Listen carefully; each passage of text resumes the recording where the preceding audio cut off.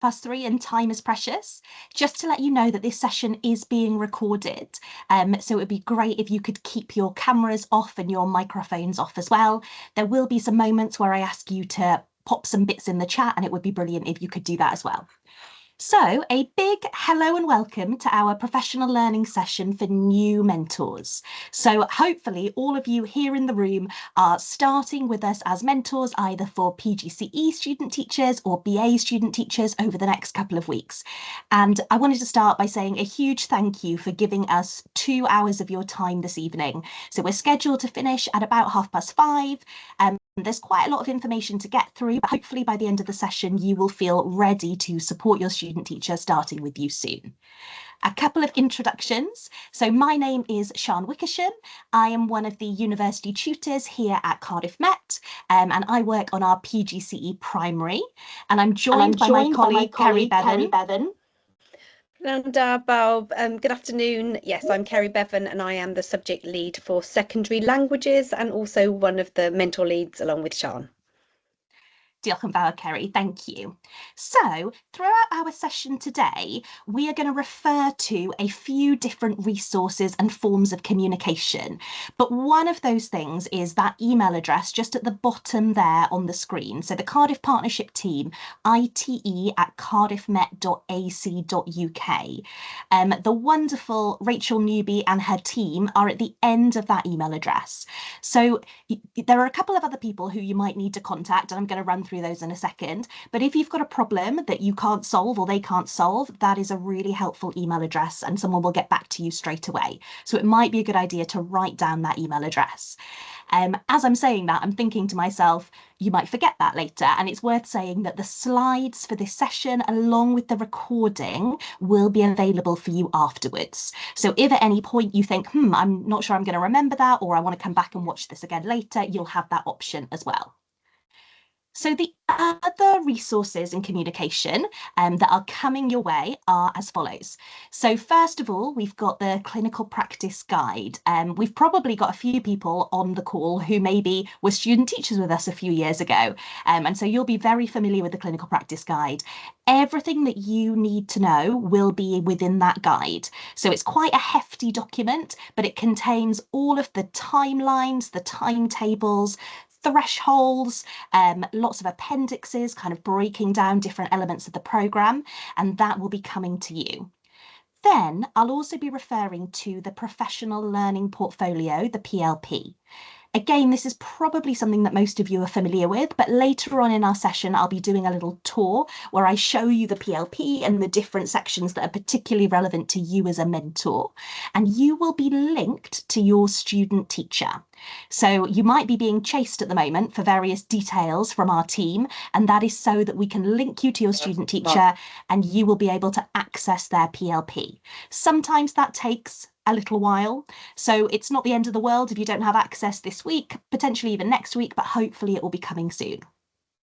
Another thing is the Cardiff Partnership for ITE area on Microsoft Teams. So this is an online repository where all kind of key policies and documents are housed. And we have an area there which is called Mentors and S-Mentors, Senior Mentors, and all of the slides from our various sessions and recordings are there.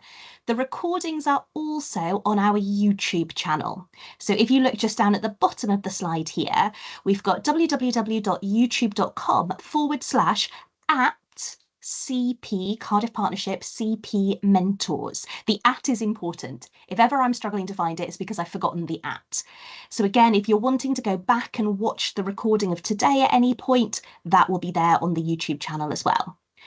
Then in school, you will have a senior mentor.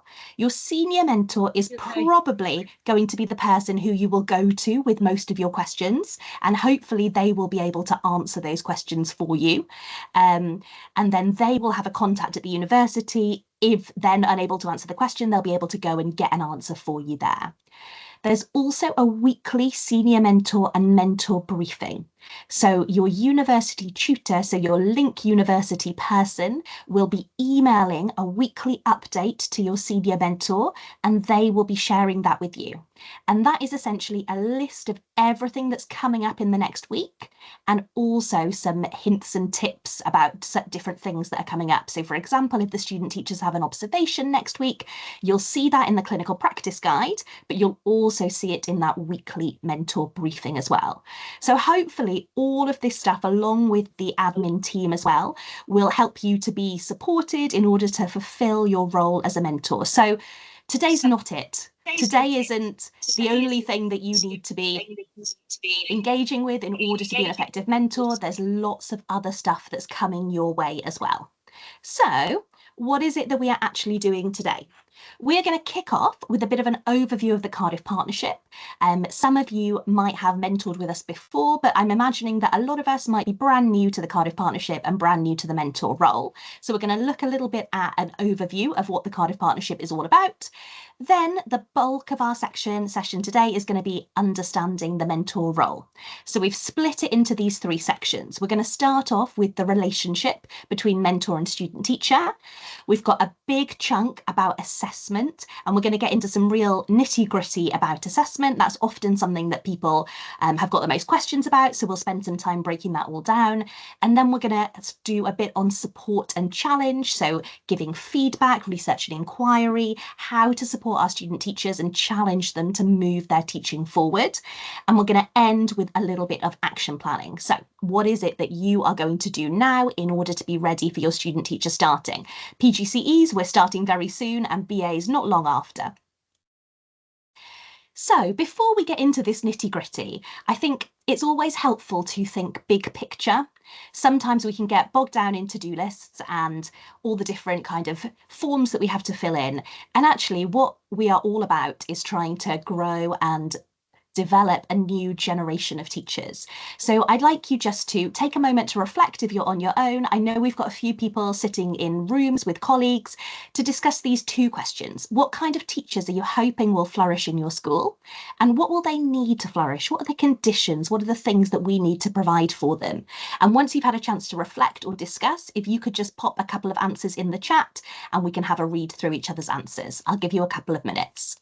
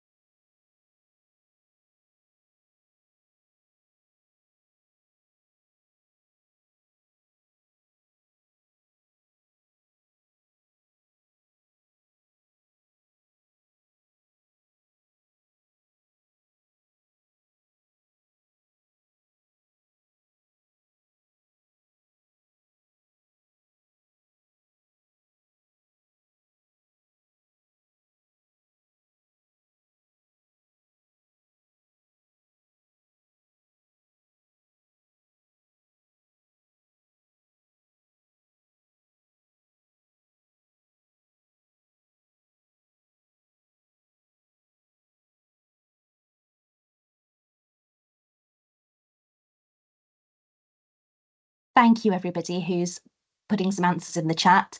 Yeah, that they're a positive role model for the learners, absolutely. That they're proactive. It's incredibly important, isn't it? I'm spending quite a lot of time this week trying to encourage the student teachers that, yep, it's okay to be proactive, to ask these questions, to go. If you think something would be helpful, go out and try and help yourself with that.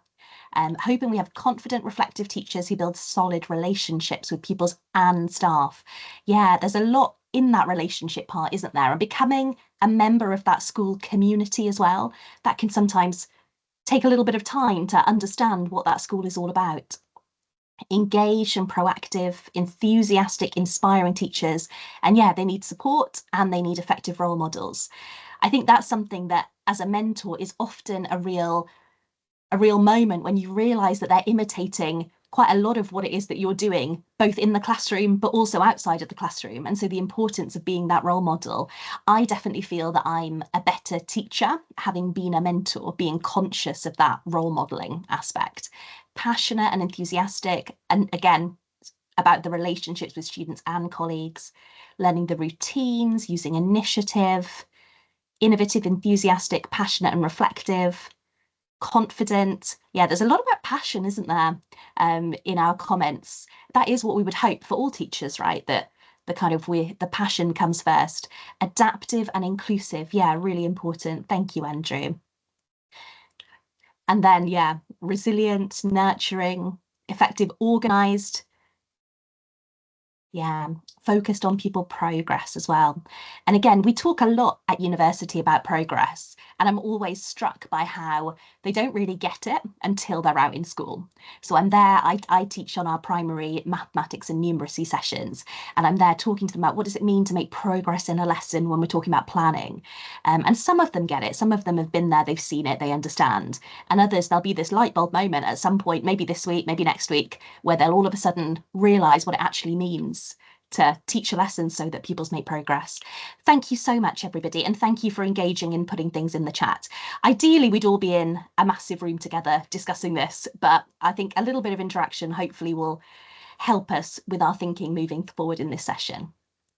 So at this point, we want to talk about our vision for how student teachers learn, and this is something that underpins our work as a partnership. So I think often traditionally in the way that some of us might have been taught how to be a teacher is that the university is all about the intellectual knowledge, it's all about reading, and then in school it's all about learning how to teach, and that might be through copying my mentor or maybe through just trying my best with what I've got. And actually what we feel now is that there's a little bit more to it than that. So we've got these 6 bubbles that you can see on the screen. And in the centre, you've got the student teachers planning, they're teaching, and then they're evaluating. And some of the things around the edge are the things that we might expect. So we've got our intellectual knowledge, the knowledge gained through reading what is best known about how children learn. We've got knowledge about learners, the learners who are in our specific class, who are the people there in front of us. We've got knowledge gained through teaching, that kind of experience that only sometimes standing up in front of a class and having a go at trying something out is going to help that student teacher move forward. We've got the professional, practical knowledge of the established teachers. So the knowledge that you guys have that you are going to share with the student teacher is an absolutely invaluable thing that helps them move forward. And then top left, we've got knowledge gained through indirect practical learning. There's lots of other things that happen in schools, and lots of you have talked about that in the chat, thinking about being a part of that school community and developing good relationships with colleagues. That's not necessarily just in the classroom. We've got things like parents' evening, break duties, being in the staff room, being in inset, all of that stuff that comes through a kind of being in a school. And then we've also got their personal knowledge, identity and beliefs. So student teachers will come with some identity, some knowledge, some beliefs that will shape the teacher that they are growing into.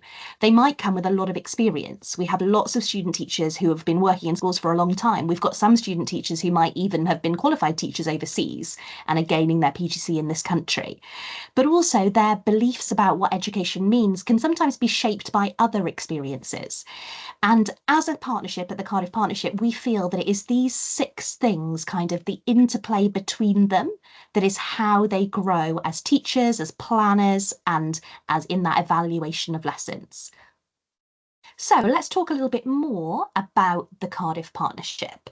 So we've got our vision for how student teachers learn, and then we've also got this research-informed clinical practice model of ITE. So the idea is that we are a partnership. We have got this dialogue between research-based understandings along with the professional understandings of experienced teachers. And we're looking at that interplay between all that different types of knowledge to provide scope for them to interrogate the knowledge and essentially to meld all of those different experiences together in order to create research-informed practitioners. So we've got our quote here on the board from Burnham Mutton, their book that they wrote back in 2015. And again, this is the kind of underpinning of how the programme is developed and how the programme is structured. So you'll see later on that the student teachers will be attending university and attending placement. And this idea is that they should be interrogating the knowledge that they get from both sides in order to move forward and to grow as teachers. And this is what the student teacher's journey looks like. This is the same for the BA and the PGCE, but the structure, the timeline is a little bit different. So every student teacher will have two placements, so two school placements, and we refer to those as clinical practice. So they'll have clinical practice 1 and clinical practice 2. Then they also have got 8 school-led training days in their lead partnership school, university-based training days. And so the 8 school-led training days are on clinical practice 1, and then on clinical practice 2, they've got 7 school-led training days. And then there at the bottom, you can see that they do 2 research assignments, along with some inquiry-based tasks, and they're building up their professional learning portfolio, their PLP, along the way. So if I show you the kind of specifics to each program now, you can see how that is structured. So this is PGC primary and PGC secondary. Now, I know that this is very small, so don't worry, this is there in the clinical practice guide, and I'm just going to talk through what the colours mean. So don't worry that you can't see it. So at the top there, you can see the red squares right at the top. So that is where we are right now, where they have sort of 3.5 weeks of university-led training at the beginning. They also have university time after Christmas. So you can see they've got a block there of 3 weeks, and then they have 2 weeks at the end of the PGCE. Every other Wednesday, they come to us at university. And then every other Wednesday, they go to their lead school for school-led training days. And then at the end, you can see that there is enrichment. We'll talk to you about that a little bit closer to the time. Your university will discuss that with you. But you can see the structure of the course there. We also have, after the Easter holidays, we have some blocks. So the 1 week before the Easter holidays and then 2 weeks after, they've got some blocks where they spend 5 days in school. So those 5 days are there as well. So that is the structure for PGC primary and PGC secondary. And then our structure for our BA looks slightly different. So their clinical practice 1 happens in year 2, and that is the second placement. So the placement that starts in February. Their year 3 placement is the placement that we're about to start in a couple of weeks now. So if you are about to have student teachers who are on the BA, they are going to be on their second placement. So they're on clinical practice 2. They had a placement last year. If you're expecting student teachers on the PGCE, they will be starting their first placement. It sounds a little bit complicated when we're sharing it here, but your university tutor will be able to talk to you about the specifics of your programme. So school-led training days, I can see a question here. So can you clarify school-led training days? Yes. So the student teachers have 2 placements. One of those placements is in what is called a lead partnership school. If you are a lead partnership school, you will know that already. So don't worry, am I a lead partnership school or not? I'm not even sure if we have any new ones this year, but lead partnership schools will know that already. And that is where the student teachers will have some content delivered by that lead school, and then we'll have a chance to look at it in practice. So the school-led training days will be a chance for the student teachers to hear something and then perhaps go out into school and see that in action. So say we're doing one on assessment for learning, perhaps they will have learned about assessment for learning at university, then they'll do a little bit more learning on their school-led training day, and then they'll be able to go out into classrooms and observe assessment for learning within that context. Okay, thank you, everybody. I'm going to do my best to look at the chat and also do the slides, but if I miss anything, Kerry, do interrupt me, and you can I can hop in there. Then we have our primary BA programme for year 1 structure. So if you're a mentor, you're probably having either a year 3 BA student or a PGCE student, but I think it's quite helpful to know what happens in the year 1 of the BA. So you can see there that they're at university almost all of the year, and they do about 3 weeks of placement in school in their first year. So for those of you that might be having a year 2 BA student after Christmas, they will have only done a couple of weeks in school. So they are very, very fresh and very new. And now I'm going to hand over to my colleague Kerry, who's going to do our second section.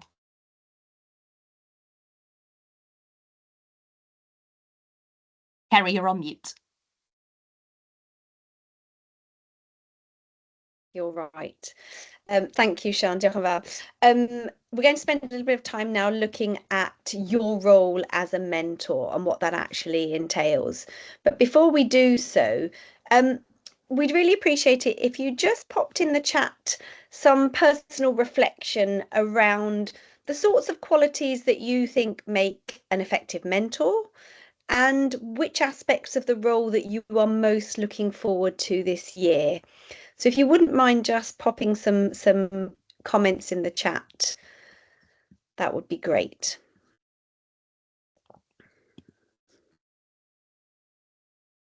And I, like Sian, I'm going to try and navigate both the chat and the slides at the same time. So personal qualities for effective mentors and any aspects of the role that you're looking forward to.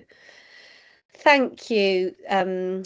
Adams. Again, sometimes I've only got initials and sometimes I've got first names.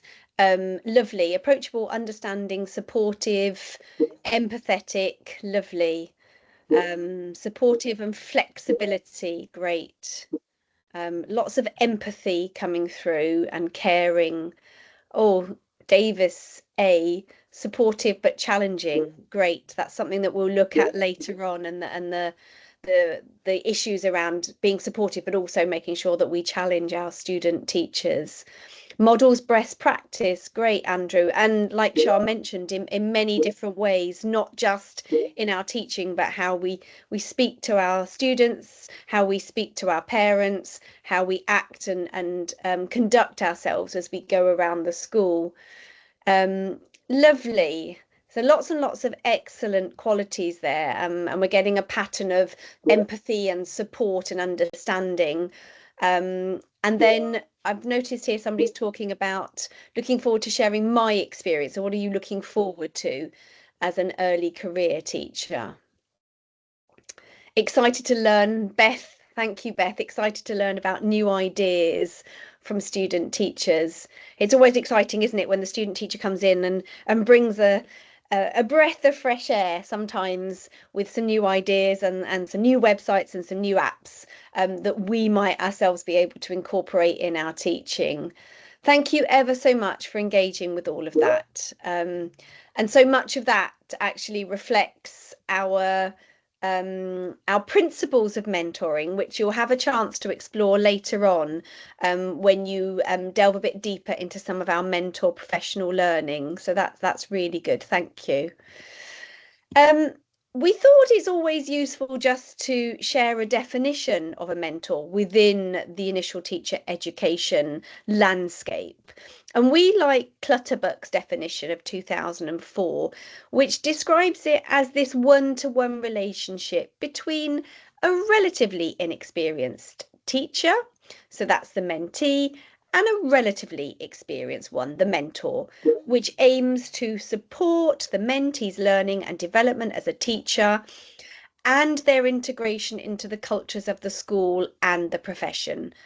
Mentoring is seen as a necessarily developmental activity with the emphasis on empowering and enabling to do things for themselves, because ultimately at the end of this year, your student teachers will be awarded qualified teacher status, and this time next September they will be in the classrooms on their own, responsible for their learners in the classroom. So that's a really important definition, particularly I think not just around their development as a teacher, as an educator, but also your role in ensuring that they understand the cultures of the school, and that is part of your role as a mentor. It goes without saying maybe that actually, or maybe it doesn't, that mentoring is crucial. And the training of teachers really drives the quality of education, and the mentor and you as a mentor are at the heart of this. There's been much academic research into the fact that the benefits of mentoring actually indicate that an effective mentor has shown that a student teacher or an early careers teacher is perhaps less likely to leave the profession. So if a student teacher has gone through this year and has really been nurtured along the way to become this agentic classroom teacher this time next year, then your role in that is really important, because they're more likely to stay. And with the recruitment and retention crisis that we have in education, your role is perhaps more important than ever. So don't underestimate your role. As part of your role, in terms of, what is it that we actually, as a partnership, are looking for you to engage with? What do you actually have to do? We in the partnership, in the clinical handbook, we set out minimum student teacher entitlements. And it is quite useful to look at the bits that actually align with you as mentors and what you are responsible for. So it is part of your remit to ensure that your student teachers, for example, have access to the curriculum documents and school policies as and where appropriate. You will be having weekly planning, review and evaluation meetings during the clinical practice. You'll be giving ongoing feedback and formal written feedback in line with the partnership procedures. And for some of us in secondary, it might not just be the mentor who is responsible for giving that feedback, but it might be other members of the department. And in a primary setting, there might be a job share where, in fact, only one of the teachers has a mentor role, but the other teacher is also responsible for giving feedback. So it's important that we all align with what we feel is appropriate and necessary in terms of and how we go about giving oral and written feedback. And then it continues in terms of, you're responsible for monitoring attendance. That doesn't mean that you're checking in on them all the time and doing a register, but just, making sure that that particular part of the PLP, the Pebble Pad, is filled in, and if there are issues of attendance, that you will flag it with your senior mentor, who may need to escalate it or may need to reach out to us at Cardiff Met. So those particular yellow highlighted parts relate specifically to you as mentors, noting again that the final part is about monitoring guidance in maintaining the professional learning portfolio. It's really useful that as mentors, you just keep an overview of the lessons that are being planned, the reflections that are taking place. And you may comment, and Sian will show us a little bit later, give us a tour around the PLP, and you engaging with that is really important for the development of your student teacher as they move forward in their journey. So what is it that we're actually looking for you to do? The relationship part, the building of the relationship, is so important in the journey of the student teacher. And this year we have introduced something new, which hopefully will allow you to start initial conversations with your student to get to know them a little bit better. And we'll discuss this one-page profile a little bit more in our other professional learning on mentors. But what is it that we need to understand about how student teachers learn? Because considering the path of a student teacher to be just one trajectory is perhaps not very useful in understanding them. So we like to refer to a very short, accessible book by Byrne, Hager and Mutton, which is, as you can see on the screen, called Beginning Teachers Learning. And we think that it's, instead of just thinking about a pathway and a journey, it's actually perhaps better to consider 3 different facets of how student teachers learn in order to understand and help them. One of these facets is around preconceptions that trainees, student teachers may bring with them. And these can relate to anything in the classroom or perhaps even out of the classroom. And they are based on their prior experience and what they have perhaps seen and felt in the classroom. So if I take, for example, a preconception around pair work or group work, it may be that your student teacher comes to you and feels that pair work or group work is a complete waste of time based on experiences that they had in the classroom, either that they were somebody who was perhaps quite shy and didn't contribute, or perhaps that they felt that group discussion just got out of hand and learners digressed from the topic and actually nothing was ever done. It is then something that they bring to the classroom and they think that perhaps group and pair work is not relevant. It's then our job as mentors to unpick this and actually to start questioning why they think the way they do and why they are not perhaps incorporating pair work and group work into their lessons, which we know is a vital part of pupil learning. So understanding that all student teachers will come with these ideas, preconceived ideas about teaching and learning. The other thing we need to think about when considering how student teachers learn, which is different from our pupils themselves, is perhaps the way they orientate themselves based on experience. So again, if I give you a quick example, which is giving feedback to a student teacher. Now, some student teachers, when you give them feedback, will feel empowered, energetic, and will want to do more, and straight away will want to act upon your feedback and change and do things and read and discuss. And other student teachers, they orientate themselves towards an absolute flight and a fear, and any feedback is taken as something very negative, and in fact they can't act on it. So again, this all comes from their previous experience and how they themselves as people react or don't react to a particular issue.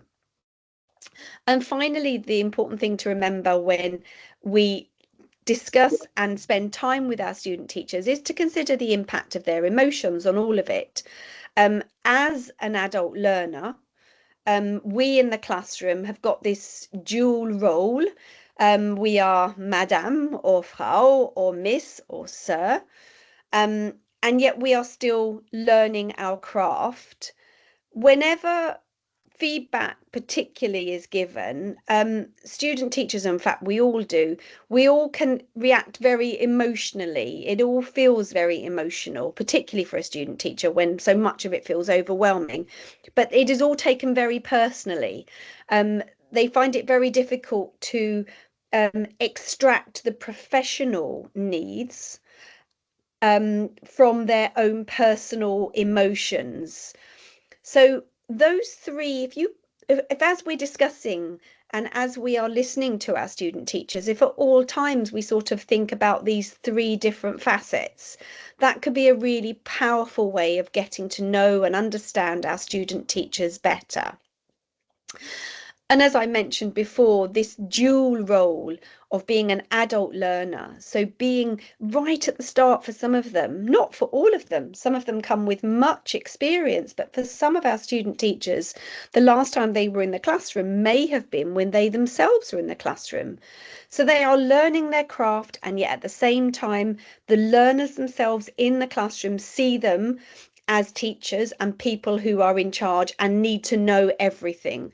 So that again, that places great demands on our student teachers. They find that often, that tension, very, very difficult. And I've mentioned there some of the ways in thinking about the three facets that you could perhaps explore your student teachers and the needs of your student teacher, because every student teacher, just as every learner is different, every student teacher is different. So as you're getting to know your student teacher, as you meet them this week, just start to think about their needs and what you think will support them in the best way as they move forward on this journey. A way of getting to know our student teachers better is the weekly mentor meetings. These should be timetabled, and they will take place between the student teacher and the mentor. We've written here in our bullet points that in an ideal world, they would be timetabled and they would be prioritized earlier on in the week to allow our student teachers to act upon feedback, to have time to reflect and to plan ahead for next week. But we know that we are working in the constraints of schools that are busy places, that many of you might not have protected time in your timetable. So these meetings may have to take place at different times. We also appreciate that in a primary classroom, there is a sense that primary mentors have an ongoing dialogue because their student teacher is with them in their class, year 3, year 4, reception. That said, it is still important that the student teacher has that opportunity to have a timetabled session, because there may be questions and there may be things that actually need to be discussed, perhaps not on an ongoing dialogue, but actually sat down in a meeting. These meetings obviously should be tailored to the needs of the student teacher. As I've alluded to, some of our student teachers, this is the start of their journey, and they may need a more prescriptive approach, even for some time, whereas others will come with questions. They will have areas for discussion. They have had extensive experience, and their actual what their needs are different. The sorts of activities which you may engage with your student teacher, you may want to start with a well-being check-in. You may wish to encourage them to set the agenda, and we at Cardiff Met think that's actually really important that they set the agenda and come with questions. There's a synthesis of feedback on teaching, so you're looking for them to articulate the strengths, and perhaps can they articulate where they feel they need to develop. There will be opportunity for a PLP check-in, planning and assessment support, research and inquiry check-in, and admin time. Already that seems like a lot of things to do in 1 hour. But you will prioritize, and obviously as time goes on, things will become quicker, processes and for both parties become quicker, and therefore not all of these things may need to be done. Just to say that in order to help you and facilitate this meeting, the PLP has a section, a drop down for mentor meetings, and there is a template which we have already told our students that they take ownership of. You're not writing in this is their template on their Pebble Pad, and they should come with it already completed. Things around reflections on the previous week. So we're asking them to think about their strengths and their targets, and if possible, link them very clearly to the professional standards for teaching and leadership. We also want them to come with any insights from R&E time that they've had. So if they've had any discussions, any conversations, any reading, any SLT conversations, they could bring that to the meeting too. There's also a section for actions for the coming week. So if there is actually something very specific in the clinical practice guide, they could put it in there, and the mentor then is aware of the fact that perhaps they've got a research and inquiry activity if they're in secondary from a subject lead, so through the lens of their subject. But all of that is very clearly marked out in the clinical practice guides. And finally, there's a section on notes and planning. And again, the student teacher is encouraged to make those notes themselves so that they know which classes, which topics, which resources that they'll be using. And so that template should actually facilitate that meeting. That meeting should be more than just a sort of a nuts and bolts meeting, but should allow both for check-in, well-being checking, but also making sure that the student teacher is well aware of what's coming up for the teaching for the forthcoming week. I'm going to hand back to Sian now. Thank you, Kerry. So I'm going to talk about our next part of the mentor's role, which is assessment. So Kerry's talked about the relationship aspect, and now we're moving on to the assessment aspect here. So we've got these two aspects to assessment. You have got your informal assessment. So that's your day-to-day feedback when you are talking to the student teacher, when you're having your weekly meetings. All aspects of the professional standards will probably come up, they'll be discussed. The way that we ask you to record this is sort of up to you and your student teacher. So the student teachers will have something that's called a blue book. The blue book is just an exercise book, just a blue exercise book that they will come with. And in there, it's a really good place to write down any bits of feedback, anything that the student teacher might be working on, their targets and things like that. They can all go in there. It can be particularly useful if you've got different people observing the student teacher. So maybe a subject mentor and a mentor, maybe the senior mentor sometimes observes. Perhaps they're in a practical subject where they move around different classrooms, and so the blue book can come with them. We also know, though, that often schools will have a school-based system for recording this type of feedback on teacher development in general. So if you and your student teacher would prefer to do something different, you absolutely can.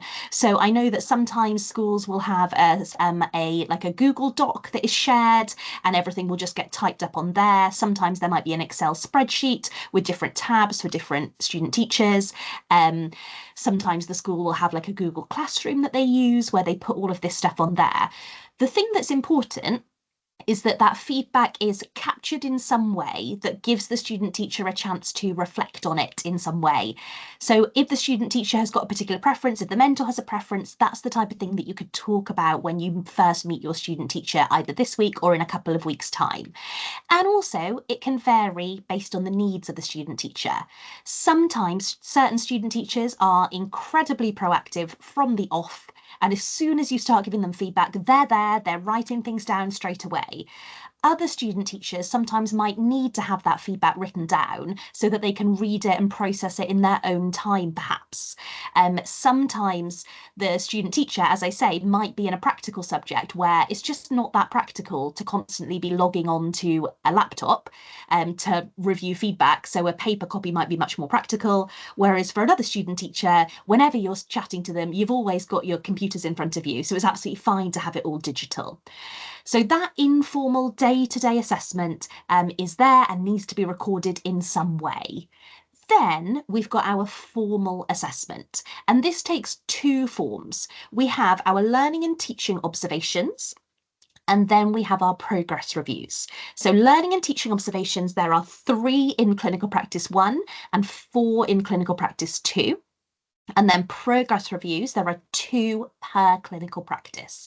So there's a progress review at the midpoint and the end of each clinical practice. Progress reviews are sometimes called key assessment points, so CAPs, K-A-P, CAP 1, CAP 2, CAP 3, and CAP 4. So we love an acronym, don't we, in education, and that's what that one means. So the student teachers are assessed against the professional standards, and we have this steel continuum which captures how the student teachers make progress through their year. So generally speaking, they start at unaware, then they move to aware, then they move to capable, and then they move to QTS+. So I'm just going to talk through what each stage might look like with your student teachers. So at first, when they are unaware, they are relatively unaware of this important information related to pedagogy and human development. And then as new facts are learned and new skills are attempted, their understanding increases. So this is where they come to you and they might well have lots of different bits of knowledge, but they're not necessarily relating it to pedagogy and the learners in their classroom. They also might sometimes start with a limited level of knowledge. They're unaware of pedagogy and they're unaware of different subject-specific stuff that we as experienced teachers know. It's not a bad thing to be unaware. And when student teachers start with us on Clinical Practice 1, it's to be expected that they might be unaware in various different aspects of what teaching means because they haven't learnt it yet, and that's okay. So sometimes, as Kerry says, you need to know your student teacher. And for some student teachers, being told they're unaware might actually be quite helpful for them because sometimes we're a little bit overconfident, aren't we? Whereas for other student teachers, that might be quite crushing. And so it's important to navigate that conversation with your student teacher that you've got in front of you. Then student teachers start to move to aware. So they are beginning to master different concepts. They're beginning to understand some education theory. They're beginning to understand the context-specific information, but they're not yet able to independently and confidently apply. So it might well be that they're trying out different things. So they're putting ideas and techniques into actions, but perhaps you as a mentor are having to help them a lot. You're having to scaffold these things quite intensively. And also, it might not turn out quite as they expected. So perhaps they've decided that they want to include more dialogue in their classroom. And so they've come up with some really great sentence prompts and sentence starters for the student teachers to use. But then actually, when it comes to the lesson, they're not able to manage that dialogue particularly effectively. So they've tried something that might well work in certain contexts, but they haven't quite been able to execute it in the right way. So this is where we sort of generally see our student teachers getting to in Clinical Practice 1. So they'll be sort of mostly aware by the end of Clinical Practice 1. And then our next stage is capable.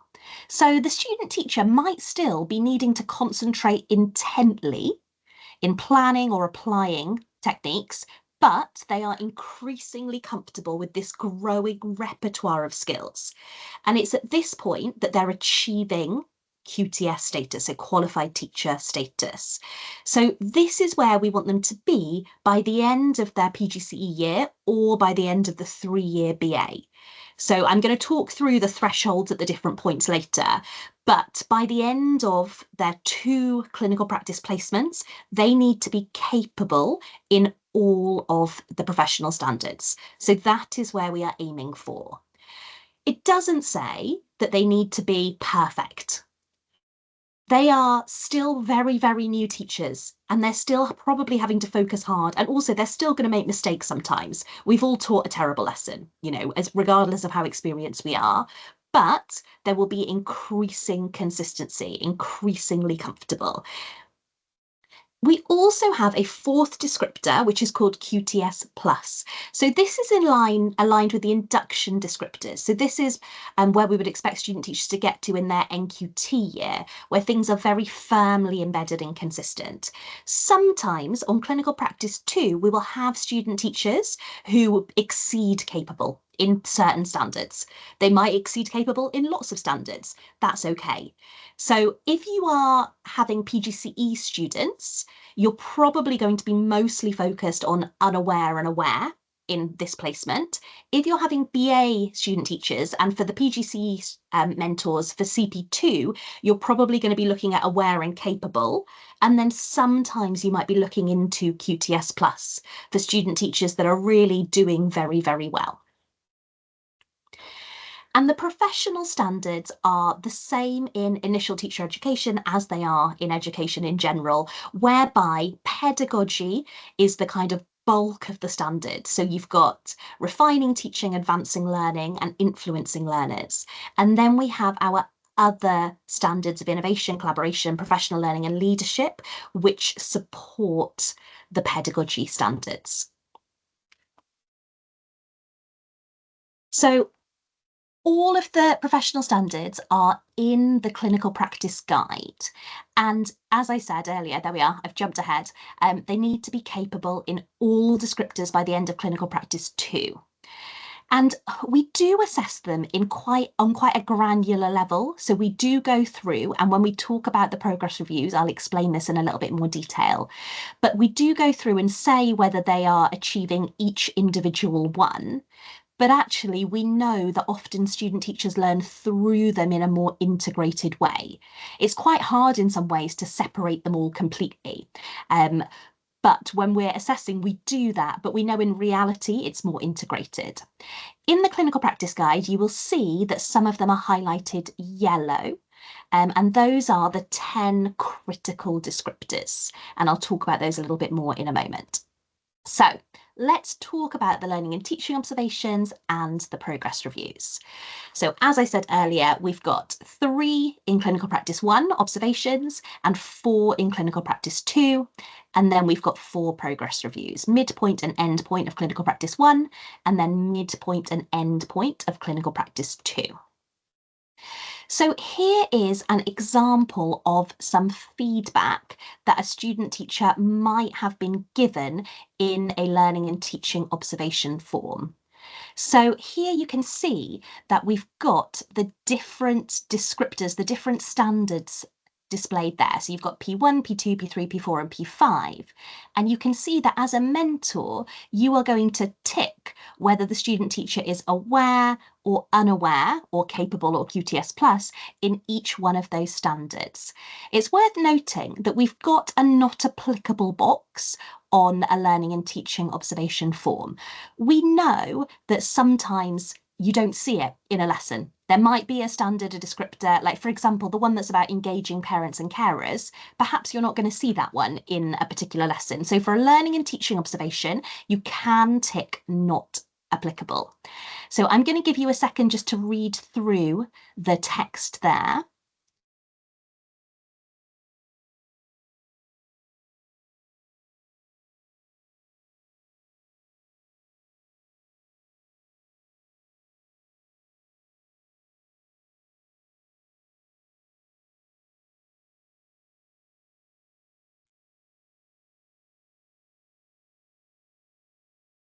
And a couple of points to draw out here on what makes for effective feedback for a learning and teaching observation.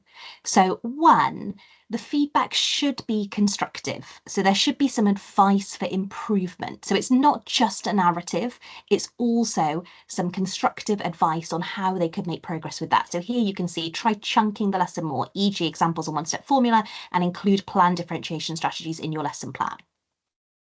The second thing is that the feedback is cross-referenced to the elements of the standard. So here the mentors talked about P1, P2, and P3. It's worth saying you don't have to comment on all of the standards at all, but when you're commenting on something that's related to a specific standard, it's really helpful to cross-reference that for the student teacher to be able to see where this feedback is coming from.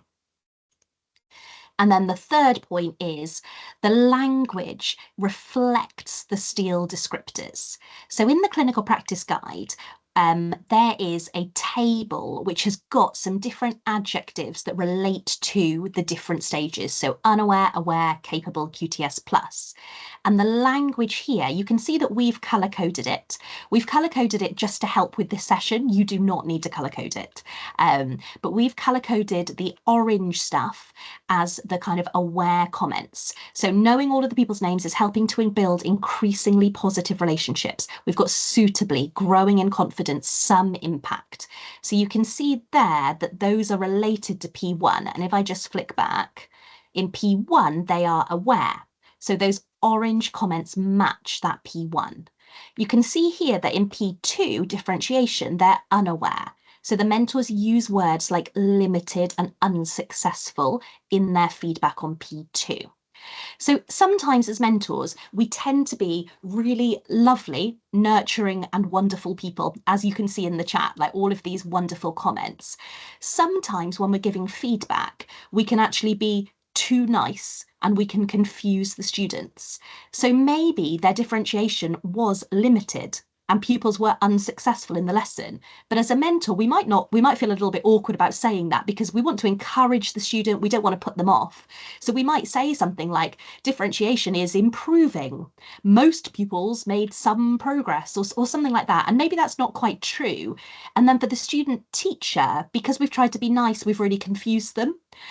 So they're reading their feedback and they're saying, oh, my mentor says that differentiation's good, like it's improving. And they might think to themselves, oh, improving means good. Whereas actually we know that really it was limited. So it is important to try and match up the language that you're giving to the grading that you are giving as well. Otherwise, there's some confusion here.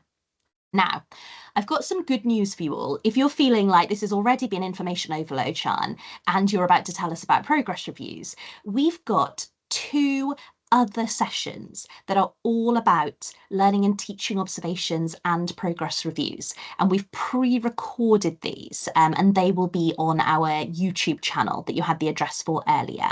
So when it comes to doing the first learning and teaching observation, we would recommend that as a new mentor, you watch that recording. And so we've got a lot more examples and we go through in more detail these different standards and we go through all the different adjectives that mean different standards and things like that. So if you are doing a learning and teaching observation for the first time, go and have a look at that recording. We send it out a couple of weeks before the first one that you do. And we've got 2. So we've got one that's about the very first learning and teaching observation. And then we've got one that's about progress reviews as well.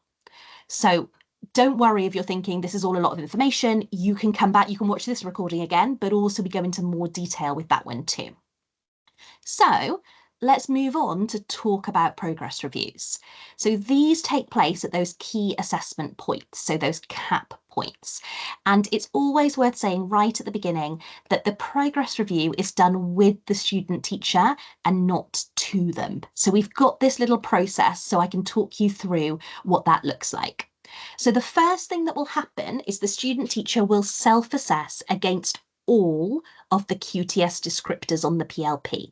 So for learning and teaching observations, it's mostly pedagogy that will be assessed. And also you've got that not applicable column as well, in case it doesn't come up.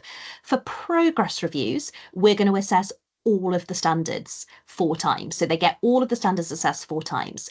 So at university, the student teacher will be told to self-assess against the QTS descriptors on the PLP. They will also complete a synthesis of progress. So this is where they identify some key areas of progress and targets for improvement. There are a lot of standards and it wouldn't be a particularly detailed dialogue if we tried to talk through all of them. So what we ask the student teachers to do is to identify some key areas and then have a deeper discussion on those key areas. Then, as a mentor, you review the student teacher's self-assessment and their synthesis of progress. Now, at this point, you're going to know what type of meeting you're going to have. It might be that you basically completely agree with the student teacher. And generally speaking, the student teachers will be very good at doing this assessment because they've already had some learning and teaching observations. So they know roughly where they are because they've had that feedback. So usually you will review their self-assessment and their synthesis of progress, and you'll think, yeah, that's about right. You're having weekly meetings with them. You know them well at this point. Occasionally, they might be a little bit off with their judgments. Maybe they have been very hard on themselves and they've marked themselves quite low. Maybe they've been very optimistic and they've marked themselves quite high. And so that brings us on to stage 4, which is when the student teacher and the mentor, you meet for the progress review and you discuss their progress and their targets. I cannot emphasize enough how important this meeting is. We are all really busy in schools, and I know that our time gets really pulled, but for the student teacher, it happens 4 times during their PGCE, 4 times in their 3 years on a BA programme, and it is the thing that they will be thinking about the most, is, am I doing okay? We all want it, don't we? We want to be given that feedback. So please prioritise having this meeting. And then afterwards, or during and afterwards, you complete the progress review form on the PLP, which should reflect the outcomes discussed in the progress review meeting. As I say, usually the student teachers are absolutely bang on with their self-assessment. If there is a disconnect and there's a disagreement between the mentor and the student teacher, mentor, it is your decision where they are. So please don't worry if that happens. It might be worth chatting to your senior mentor about it. So, where there is a bit of a disconnect, it is quite unusual, so I don't like to dwell on it too much. But if it happens, it's your judgment. That is the one that makes the difference. And the structure of doing it is quite similar to the learning and teaching observation, except you'll see that there isn't that not applicable column, as I mentioned earlier. So you've got here the unaware, aware, capable QTS plus, and this is an example from clinical practice 2. So you can see we've got more in the capable column and the aware, and we don't have any unawares. You need to give an outcome for all elements of the standards. And then we also have these 2 little tick boxes that you can see underneath here, where we ask you specifically about the critical standards. So we've got our outcomes there, and then we've got our critical standards here. So there are thresholds that the student teachers need to meet at each point, and those are in the clinical practice guide, and they'll be sent out to you coming up to whichever one it is that you're doing. And we ask you to tick the kind of standards that are specific to that threshold. And this is basically a bit of a belt and braces approach to us just making sure that if there are any student teachers who aren't achieving at the level that we would expect, so they're not on track to be capable across everything by the end of their experience, that we capture that and we catch that early. So that's why we've got those little tick boxes here. I would say this is the most common mistake that I see mentors make, is that they do everything and they forget to tick those tick boxes. So you'll get a little chase email probably from your senior mentor if that happens. And then we've got a little bit of an example of what this might look like. So I'll give you a second to read through.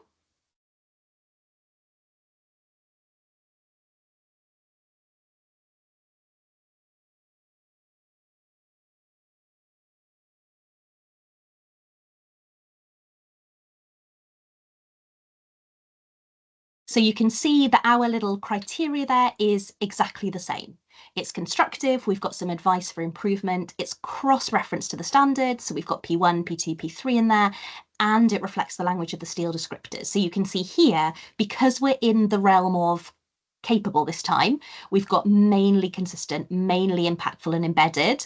And then in P2, the student is with support accessing something. So there are 2 things that we put in the progress review form. We've got our areas of strength here, and then we also have some priorities for future development as well. So I'll give you a minute to read through.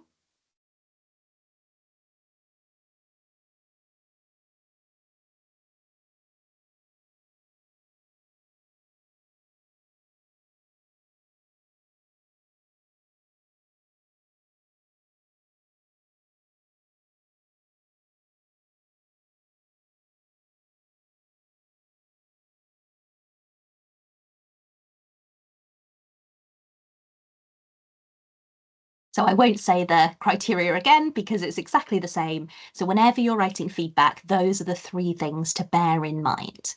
So as I mentioned earlier, we've got our learning and teaching observations, top tips for learning and teaching observations and top tips for progress review sessions. The progress review sessions, there are 2 different ones. There's one that is focused on progress review 1, so CAP 1. So for those of you who are having PGCE students this placement, I'd recommend you watch that one. And then we've got one that's about CAP 3, which is the first progress review of the 2nd placement. So if you're having BA student teachers, we'd recommend that you would watch that one. So those are going to be on our YouTube channel at CP mentors that we had at the beginning, and also the links to those will be sent out in your weekly briefings as well in the weeks that are preceding the first time that you do this. So we know that there's quite a lot of information about the paperwork and the forms, and also it's something that mentors often feel like they really want to do really well at, which is fantastic. So we've got those extra sessions as well. We also have some additional videos that are specifically about different standards and assessing against those standards. And this is on our @Shared Understanding YouTube channel. So the link is there on the screen.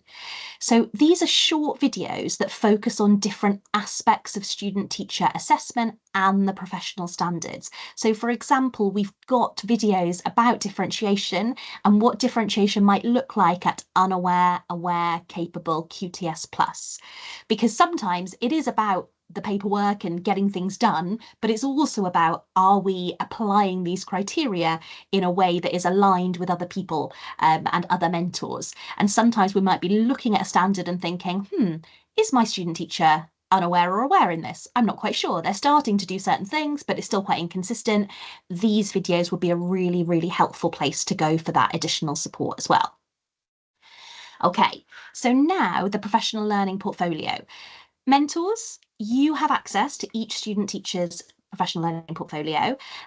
Your senior mentor has access as well. And as Kerry mentioned earlier, it's really important to make sure that they engage with their PLP, because for some of the standards, it's going to be the place where they engage with their thinking and their reflection most. So some of the professional learning standards, some of the innovation standards, those ones, it can be quite hard to see when they're teaching, but the PLP can house some really useful resources that the student teachers can work through that will provide evidence for you as the mentor that they are doing this stuff, they are engaging with research. We're going to do, I've noticed an unfortunate typo there, I'm going to do a little video demonstration that will talk through the key places on the PLP. Now, I'm going to do this live for us today.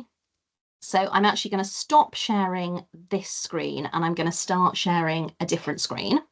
This is going to test my... All good, Sham. Yeah, can you see the PLP? Yep, all good. Brilliant. Okay, well, that's gone well. Also, on the slides, there is a recorded version of this.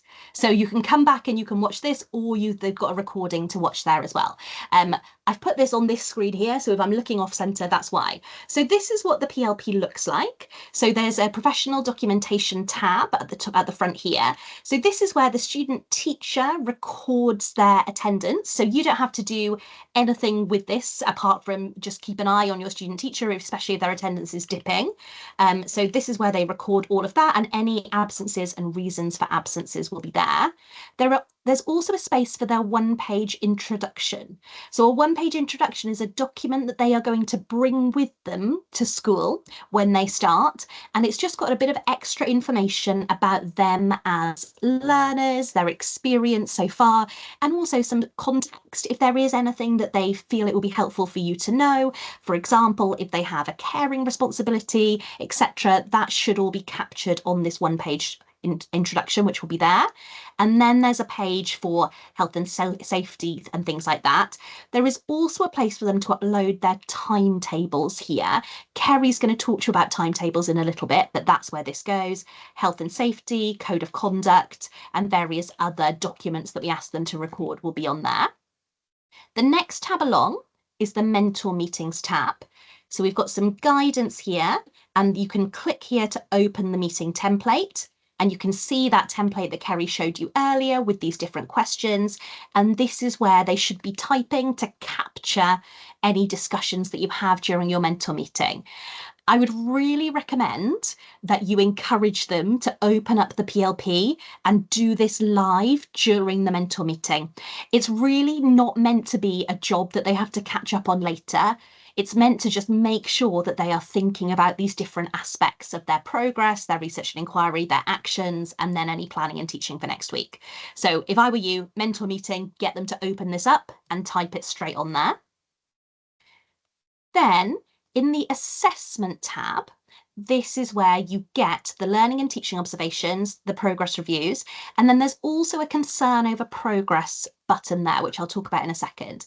So learning and teaching observations, you can see we've got our 7 observations. So if I click on observation 1 and I go into the observation, there's some information about the student, and then here is the place where you can click on the different sections to assess. It lets me do it. It thinks that I'm a student, but I'm able to do it on one. So I'll show you what that looks like in a second. And then there are boxes for comments under each one of these different areas. We also ask about cross-curriculum responsibilities, and then professional attitudes and behaviours. So for learning and teaching observations, it's only pedagogy, but then we also ask about L1 and L2. So are they behaving in a professional manner, taking responsibility for themselves? And also, are they following with the school's rules and procedures? There's a box for targets for development. So when you open this, you'll have a box that you can type in here. And then there's a couple of questions. Is the student upholding the code of conduct? Is their PLP up to date? And is there a concern over progress? It says here, if yes is selected, please discuss with your senior mentor immediately. And that is really important. So if you are concerned about a student teacher's progress at any point, please go and talk to your senior mentor about it. Even if it's just a little niggle in the back of your mind and you think, you know what, maybe it's going to be fine, go and seek some advice, talk to your senior mentor about it, because it is much easier for us to fix things and to help if we get in early. If we leave things until there's a big problem, or we leave things until the end of the placement, and then all of a sudden it seems that the student teacher's not on track, it's very hard for us to put our supportive process in place. So please, if you've got any concerns, flag it with your senior mentor.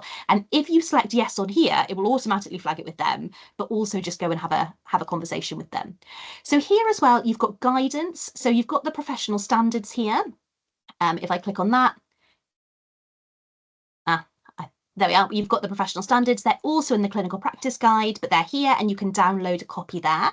You've got the continuum of effective practice. So these are these adjectives that we go through in detail in our learning and teaching observation explained sessions. So there's that continuum there. And then you've got the code of conduct as well. Hopefully you won't need to worry about the code of conduct because, again, mostly student teachers uphold it and we don't really worry about it too much. But if you do have any questions, it's there as well. So that's the learning and teaching observations, and you've got the 7 of them there. If you're a mentor on clinical practice 2, so for BA mentors, that would be this placement now, and PGC mentors, you might well be mentoring next placement too, you can go in and you can have a look at their observations from their previous placement, and that can be quite useful. So when you're linked up, if you know that the student teacher is on their second placement, you can go in and have a look at their first placement observations. And then the progress reviews, again, we've got this guidance tab, which has got the same stuff on it there. And then you've got the 4 progress reviews. So if I open progress review 1, so there are some student details for the student to fill out. So they're just kind of a little bit of key information. Then we've got the CAP thresholds here. So they're in the clinical practice guide, but they're also here.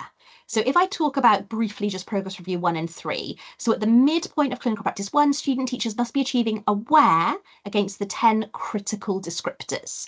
So, you know those yellow descriptors, they need to be aware. Everything else can be unaware. So that is progress review 1. And then progress review 3, for those of us that are getting student teachers on CP2, all descriptors need to be aware, and the 10 critical descriptors should be capable. So as I say, don't worry too much about this right now, but when it comes to doing that progress review, you've got that information there. Then you've got a tab that says student progress review. So this is where the student teachers will do their self-assessment. And then you've got mentor progress review. And this is where you can do your assessment. And again, there are those little boxes for you to tick, and then you've got areas of strength and priorities for future development. So that's the progress review stuff. And it goes through the progress review, goes through all the different areas. So the progress review is the big one where we assess every single different area. And again, at the bottom, we've got the same stuff. We've got some stuff about literacy skills and numeracy skills and digital competence, number of absences, code of conduct, and again, is there a concern over progress? One other thing to note in this tab here is the synthesis of progress button. So if I open that up here, this is where the student teacher highlights their kind of key targets and their key areas for development. So this little grid here captures which ones they've talked about at each point, because we ask them to try and talk about all of them at some point, but not all of them at once, because it would take too long to talk about all of them at once. And here they talk about their strengths in pedagogy and how these elements supported it and their areas for development, and then some things around cross-curricular skills. So your student teacher completes this, your student teacher completes their self-assessment, then you review both of those things, and then you do the mentor progress review after meeting with the student teacher. So that is everything in the assessment tab, apart from the concern over progress button there. So when there's a concern over progress, so you as a mentor feel that your student teacher is not on track to meet a threshold. So you're looking ahead to the threshold and you're thinking, I'm not sure they're going to get there. Or you've got some other concern. You're concerned about their code of conduct. You're concerned about something else. That is when you are going to flag to your senior mentor, hey, I've got a concern about my student teacher in some way. Then we will talk about the concern over progress process with you and your senior mentor. We don't go into the process in this session just because for the vast majority of us in this virtual room, we won't need to engage with it because there won't be a concern over progress. So as soon as you've got a concern, talk to your senior mentor who will talk to the university tutor, and we will come and we will support you with that process, and your university tutor will talk you through. So don't worry too much about that, but it's there if we need it. Next, we've got our planning and evaluation tab. So if I open that here, the student teachers have a lesson planning template, which they can access here, and they've been taught about how to use this. So they will come knowing how to do this, and all of their lesson planning needs to be on this template. It is more detailed than your school planning pro forma, and we ask them to do this because it scaffolds their development and their learning, and it also helps us to see whether they are thinking about these different aspects of pedagogy. As experienced teachers, we know that we do this all the time. As student teachers, we ask them to do this detailed lesson plan. They need to do a lesson plan for every lesson that they are teaching and or team teaching. So for every lesson that they're teaching or team teaching, they need to do a lesson plan. And it's got kind of learning intentions, success criteria, assessment strategies, and various other boxes there. This is the lesson structure bit. What will you do? What will the learners be doing, and resources? And then they also need to evaluate their lesson plans. And this is something that as a mentor is really invaluable to see whether they're thinking about pupil progress, that thing that obviously is so important. This is where they can really showcase that. It's also the thing that most often gets missed, I would say, because the rest of the lesson plan is written before the lesson, and then the evaluation happens afterwards. And so sometimes they will forget. So it can be worth, when you're talking about lesson planning, yes, we're going to talk about next week, but we're also going to reflect on what happened last week. Have you done your evaluations? Yes, you have. Well done. You can also, I'll go back here. You can also write comments. So if I go into the collection, this is where all of the student teachers' lesson plans will come. And do you see up here, I've got this blue box and I can click on that little speech bubble. I can write comments on here. Hello, student teacher. And these comments then can be saved on here. So if you are reviewing your student teacher's PLP and you want to make a comment, you can do it directly on here, which can be really, really helpful, save you a job later on. So I'm going to close that. So that's the planning and evaluation. Then research and inquiry log. So research and inquiry time, we're going to talk about that in our final section. Interesting, it's not loading. My PLP version is not, oh, there it is. It's not a real PLP, it's a fake one for me to show you, so sometimes it can be a little bit glitchy. The student teachers will have research and inquiry time, and they need to be reflecting on that time and how that research and inquiry has impacted on their practice. They have got some reflective models to do these reflections on. There are 4 there. They can also just do them as they can reflect as they would like, but we find the reflective models help to push them to that higher level. And here they'll have a log which shows their completed research and inquiry templates. So in here, there'll be a list of all of the templates. And then the final tab is the personal skills tab. This is where they'll upload their literacy, numeracy, digital competence, and in secondary, their subject knowledge audits. So those things will be there. You probably don't need to look at those unless you have a particular concern, but that you know that they've had those audits and they will be there. And this is also where they record their stuff for the Coleg Cymraeg. So there are some reviews here. As a mentor, You don't need to worry about the Coleg Cymraeg bit. So the personal skills tab, you won't really go into that particularly, but just so you know, it is there. So there we are. That is my whistle-stop tour of the PLP.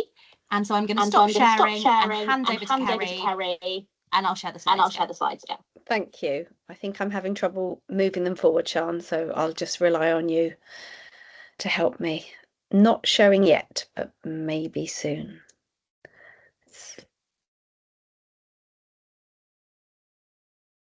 Great. Okay, so we're in the home stretch, which is great news for us all, and that means we can soon start our evening. We're just going to look now at the final section, which is around support and challenge. Can I? Yes. Okay, thank you, Sian. Right, support and challenge. So this support and challenge, where does it come from as a mentor? Generally, it will come from the targets that you set, which are bespoke to your student teacher in your context. And they will come from several places. They might come from informal feedback, as Sian has discussed in the Blue Book. It could also be in conversations that you have, informal conversations. They might come from formal feedback that you do as part of the learning and teaching observation.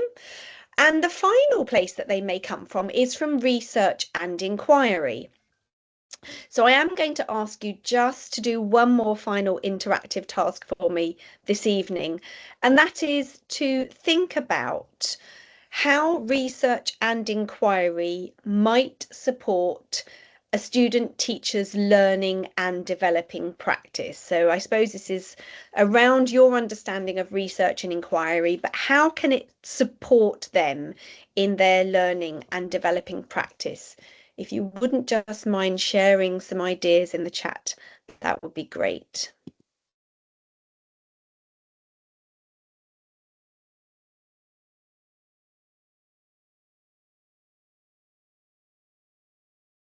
Student teachers have quite a lot of time allocated to this, so I think it's important that we just spend a few minutes understanding how impactful this can be. Great, thank you. So we've got new and adapting techniques, deeper understanding of pedagogy. That's great, thank you.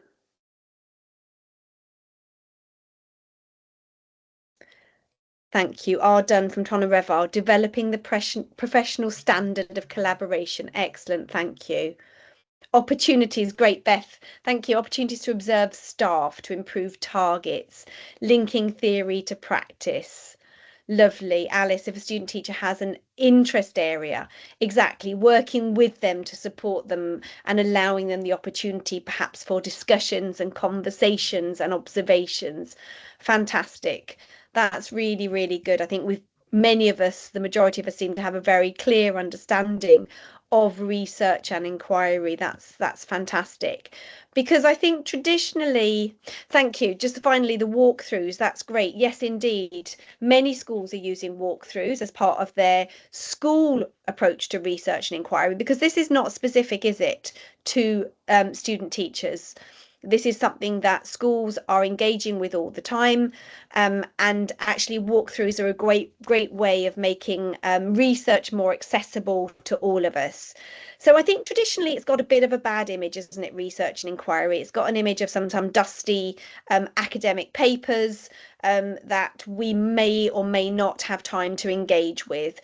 But actually, research and inquiry is really important. It allows the student teacher the opportunity to spend time either, as the word suggests, reading and researching in books and articles, but it also allows them the opportunity to have more practical types of knowledge. So this, as many of you have mentioned, this observation, these discussions, the team planning, conversations, it's not separate from improving our practice. It is indeed an integral part of how we as practitioners and how our student teachers will develop. In the clinical practice guide, there are prescribed research and inquiry tasks that take place throughout the year, and these are listed on a week-to-week basis so that everyone is clear about which tasks are expected. And these tasks may relate to Welsh development. They may be subject specific. So they may be in, for example, my subject. One of the first things I might ask them to do is to look into attitudes to learning or philosophy around language teaching. And student teachers engage with some perhaps academic literature, but more importantly, they engage with a dialogue with their mentors around this. I know that in primary, these particular phase tasks, these prescribed tasks, are around child development. We also have prescribed tasks linked to school-led training days, where student teachers are sent emails with information around reading that will allow them to access the information on the school-led training days more readily.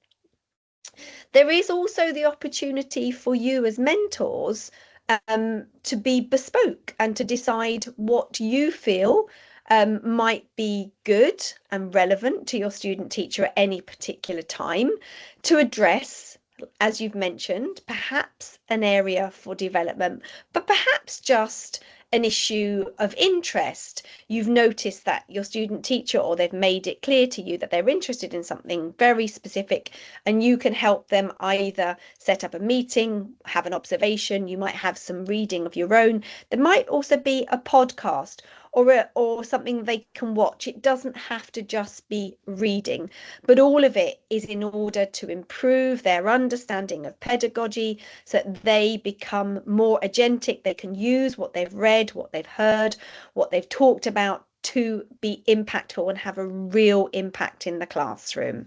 So you have that opportunity with the R&E time, which is very clearly again set out in the clinical practice guide, which we'll look at in a second, as to how their time is allocated.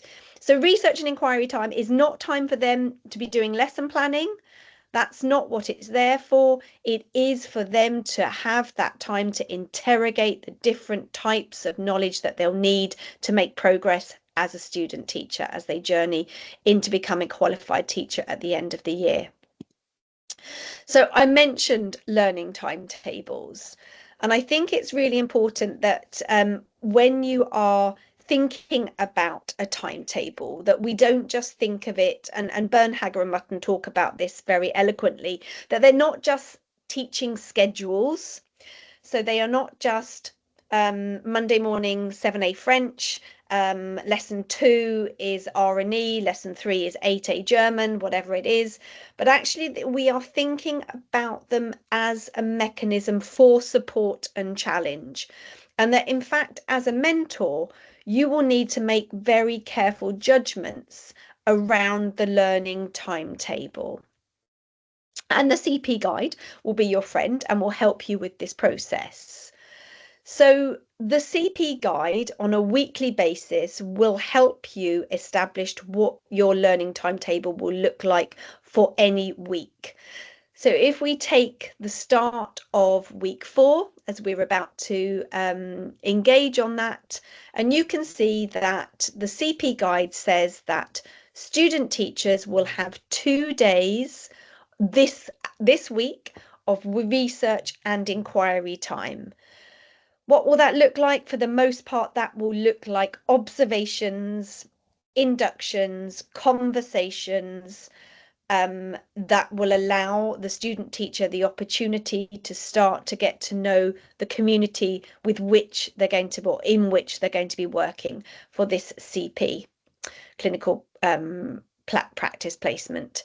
And then next week, you can see that they have 4 days of research and inquiry, because in fact they return to Cardiff Met Wednesday week for a university day.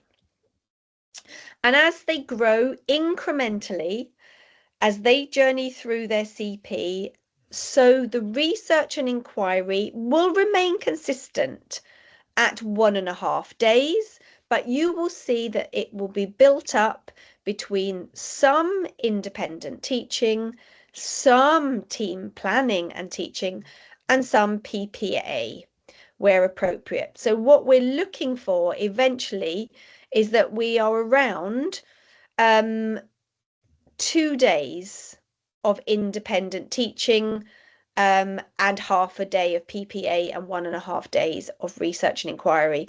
And as you can see, we've got a little key there to just say that obviously we don't all have 4 lessons in the day. Some of us have 5, but a day is the equivalent to 4 lessons, and half a day is the equivalent to 2 lessons.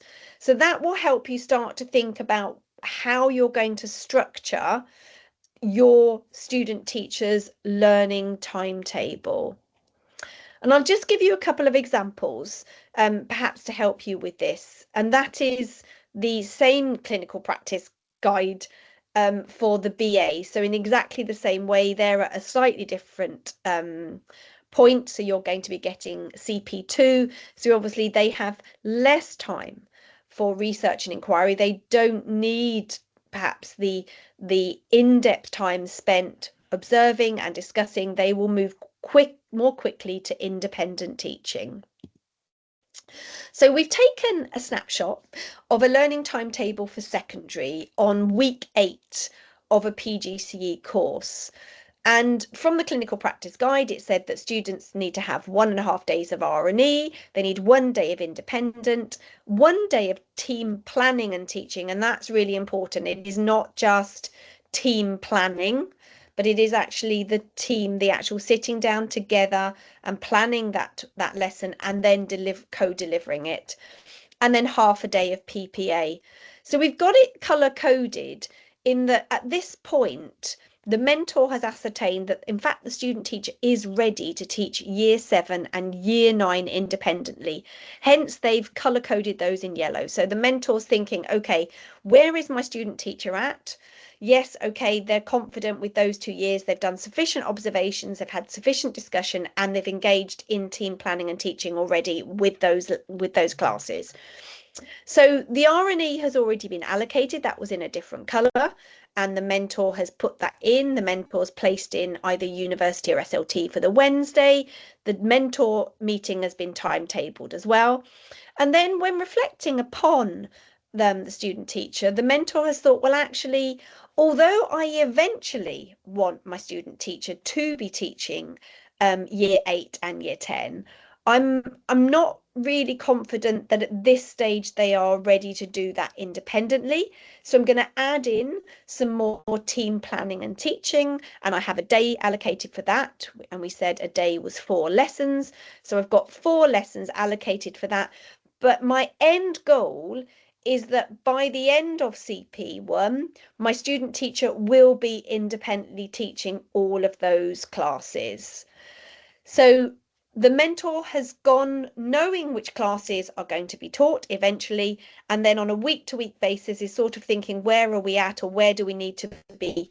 And many mentors actually do almost a weekly timetable, which might seem really time consuming, but obviously they're easily copied and pasted a pro forma, and they just alter them from week to week depending on the requirements of the CP guide and how much time the student teacher should either be spending with research and inquiry, independent, or team planning and teaching.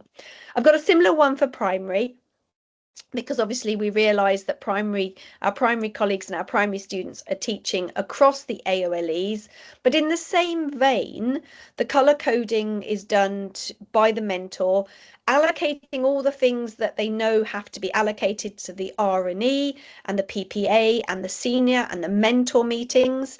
And then again, thinking about the student teacher at this particular point in time, what are they ready to teach?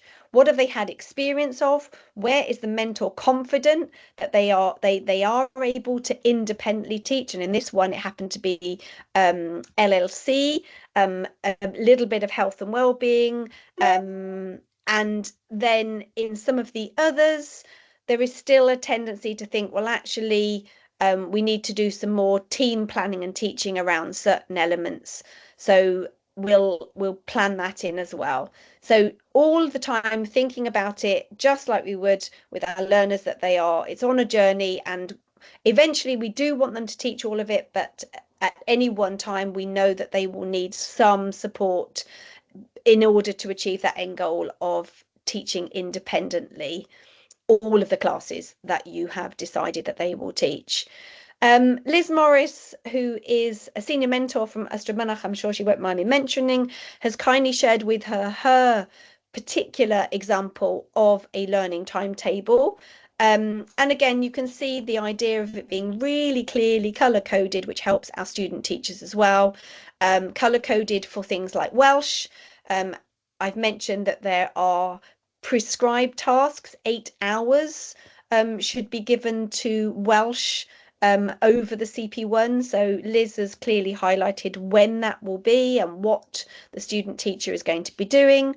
And then you've got some research and inquiry, some independent and some team teaching, very clearly set out as to what the student teacher is going to do. It just makes it easily visually accessible to everybody. And now I'm going to hand back to Sian. Thank you, Kerry. I think it's worth saying this is a really detailed and good example. You don't have to do it exactly like this, but when Liz showed it to me and Kerry, we thought, wow, that's brilliant. So we thought we'd share it with you because it's always good to share good practice, isn't it? And yeah, I particularly like how they've said what the student teachers are doing during their research and inquiry time so that it's really clear for everybody. And I think especially when you're working in a big team, it can be quite helpful sometimes for everyone to know exactly what's going on. So you will be thrilled to know that we are coming into land, and it's likely we're going to finish a little bit early. We've probably got another 10 minutes or so, so hopefully we'll finish at about 5:15. So our final section is about action planning. So what I want you to do is I just want you to have a think about what actions do you need to do? When are you going to do these? And is there anything that you need to have in place prior to the student teachers starting? So is there anything you need to discuss with your senior mentor? Are there any documents that you need to review, etc.? So take a minute just to have a think about your to-do list. I'll give you a couple of minutes and write that down right now. I know I always find it really helpful when somebody makes me do this in the session, so I'm hopefully that you'll find that helpful as well. What are your next steps?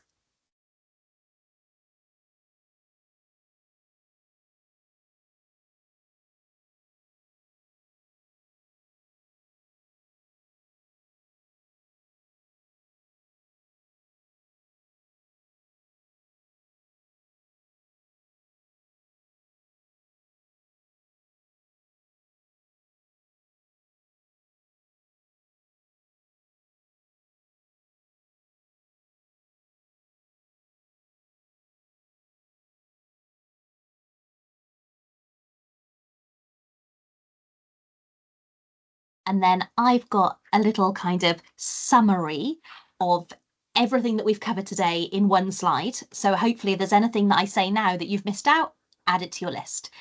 So we've put number 1 as cultivate relationship.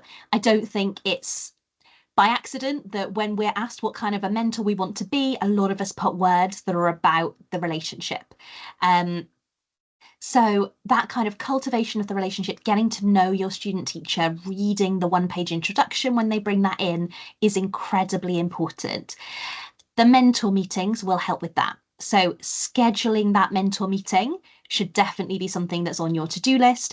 I've said in the chat that you can choose when to schedule that. So if it makes sense for it to happen within the school day, like if that's most convenient for you, that's absolutely fine, as long as you and your student teacher discuss that together and that works fine. It's also okay to have it during a break or have it after school if that's the most convenient time. Sometimes it might change, week by week, but it's really helpful if it can be consistent wherever possible. So getting that scheduled. And during that mentor meeting, you're going to check in on the PLP. Again, we don't want it to be a big thing that the student teacher gets behind on. It's really worth checking in little and often, making sure that they are on top of it, because their workload only increases as they teach more. So sometimes you'll get a student teacher that says, oh, I'm going to catch up on that at half term, but we don't want them to be spending their half term evaluating lessons that are long gone. It doesn't work, it's not effective. So it's really worth doing that check-in. You are going to provide research and inquiry support. So there's some things that are set tasks that they will be doing, either subject tasks, child development tasks, those are there. The student teachers will know about them. But also Are there any bespoke tasks? Is there anything that you think that would be really helpful if they could do X, Y, Z in order to support them with this element? So you'll provide that support. There'll be support with planning. And then also you'll be thinking about that learning and teaching timetable, that learning timetable for the next week. You're going to be giving informal feedback and you're going to be thinking how you want to give that. Are you open to discussing it with the student teacher and seeing what they prefer? Do you have a system that you want to use and you want to share that with your student teacher? Do you want to use the Blue Book? Do you want to use an online method? Thinking about how you're going to capture that informal feedback. And then the learning and teaching observations. The dates are all there in the clinical practice guide. They can go in your diary right now, and you can start thinking about when you're going to make time to write those up during those weeks, etc. And then the progress reviews as well. So really, these are the headlines of your job as a mentor. You're going to have a relationship with the student teacher, you're going to meet with them weekly, you're going to give them informal feedback, and you're going to do the learning and teaching observations and progress reviews. One thing that I should have emphasised more earlier is that the progress review is their assessment. So the progress review is what says whether they have passed or failed their PGCE. So I don't know if you remember, I was saying it's really important that this happens. It's very important, like this is why. So the university will come out and will do some quality assurance, and your senior mentor will talk to you about that a bit closer to the time. But university tutors don't come and do an observation that then passes or fails a student teacher. That is down to the progress review, this holistic view of everything that the student teacher is doing. So as a mentor, that progress review is what decides whether that student is going to get QTS by the end of the year or not. So it's really, really important. And then to finish, we have got a evaluation of this professional learning session. So a huge thank you for giving us an hour and 40 minutes of your time this evening. We really appreciate it, and we really appreciate the work that you do. We review these sessions as a team, both within Cardiff Met, and also some of our partnership schools help us out as well. If there's anything that you feel like was good and we should keep doing it, please write that in the evaluation. If there's anything that you think would be really helpful and we didn't do, or anything that you think we could improve, please put it in there, because we really appreciate your feedback. It's only, is it 3 questions, Kerry? And one of those questions is what is your name? What is your name? Yeah, something like that. Yeah, it is a really, really short feedback form, but super invaluable for us all. Yes, and so once you've completed the feedback form, thank you so much. Please go off and enjoy your evening. If you do have any questions, please talking to us in the chat, or you can stay on and ask us those questions. Diolch yn fawr. Yeah, diolch yn fawr. We'll stop the recording. Yes, if anyone does have questions.